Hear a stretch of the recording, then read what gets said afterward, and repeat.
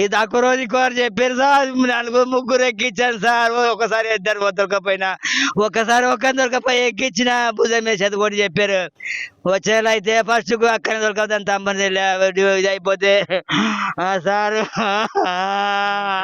Train miss అయిందని అన్నారు. లేదు, ట్రైన్ కి ఒకసారి మా అమ్మాయి రెండో అమ్మాయిని ట్రైన్ కి ఎక్కిస్తుంటిని. అయితే ట్రైన్ వద్దు డాడీ, ముగ్గురం ఒకటేసారి పోయి జాబ్ పోతాం, మేము జాబ్ అక్కడ ఎక్కుతాము అని చెప్పారు. అందుకే చెప్తే ఎక్కించాను సార్. నేను రాత్రి మా ఆమె మాట లేదు, పిల్లల్ని నేను 10 గంటలకు వచ్చేసిన. నేను రోజు కేరళ కొట్టేవాడిని సార్. రోజు మరి పెద్దమ్మాయి పెళ్ళైనా